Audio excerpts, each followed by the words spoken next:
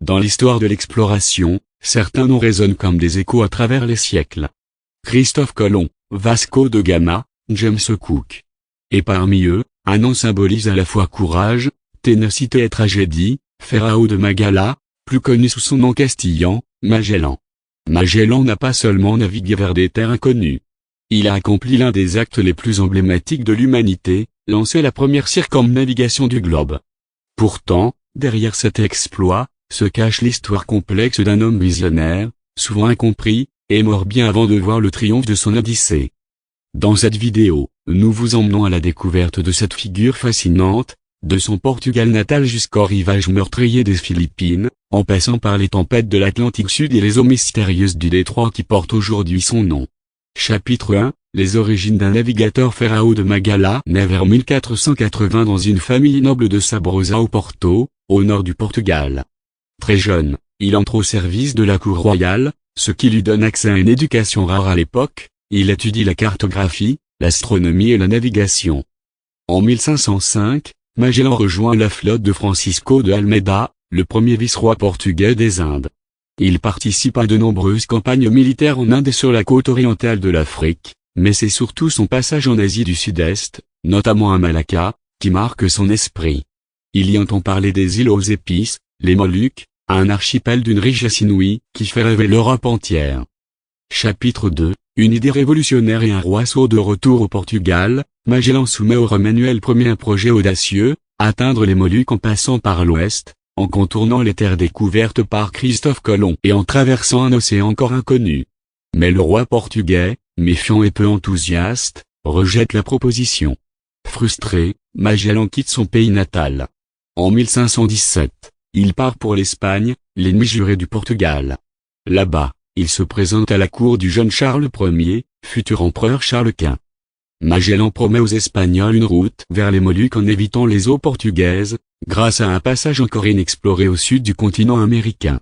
L'idée séduit Charles, avide de s'imposer dans la course aux épices. En 1518, il signe un contrat qui confère à Magellan commandement de 5 navires et des privilèges commerciaux exceptionnels. Chapitre 3, le départ vers l'inconnu. Le 20 septembre 1519, la flotte quitte San Lucar de Barrameda. Elle se compose de 5 navires, la Trinidad, la San Antonio, la Concepción, la Victoria et la Santiago. À bord, environ 270 hommes de nationalités diverses.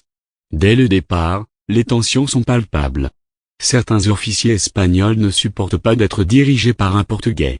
L'ambiance se détériore encore lorsqu'ils atteignent l'Amérique du Sud. Là, pendant l'hiver austral, ils s'arrêtent dans la baie de San Julia, où une mutinerie éclate. Magellan la réprime avec une autorité brutale, un capitaine est exécuté, un autre abandonné.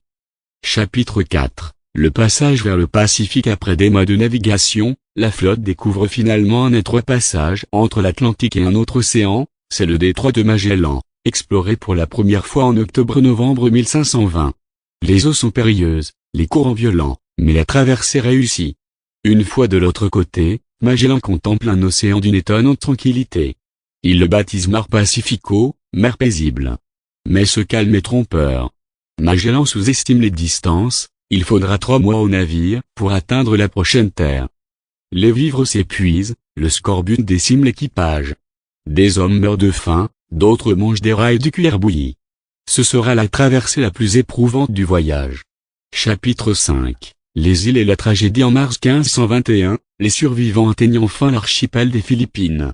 Là, Magellan noue des alliances avec des chefs locaux et se lance dans une tentative de conversion au christianisme.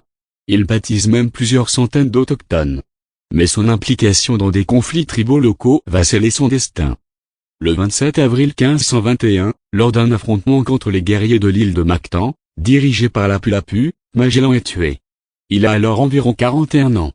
Sa mort brutale choque ses compagnons. Chapitre 6, le retour vers l'Europe.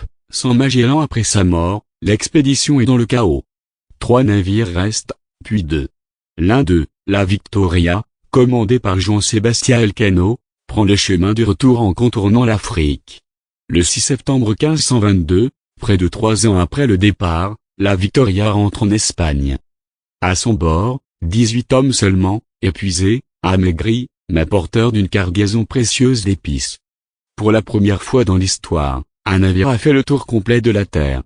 Conclusion, l'héritage d'un homme au-delà de la mort, Pharaon de Magala, n'a pas survécu à son voyage, mais il en reste l'instigateur. Grâce à lui, l'humanité a pour la première fois constaté par l'expérience que la Terre est sphérique et connectée par des mers. Il a repoussé les frontières du monde connu, affronté des océans inexplorés, surmonté mutineries, famine et conflits.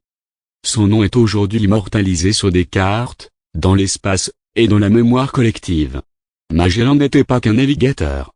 Il était un homme d'idées, de courage et de vision, qui a prouvé que les rêves les plus fous peuvent devenir réalité.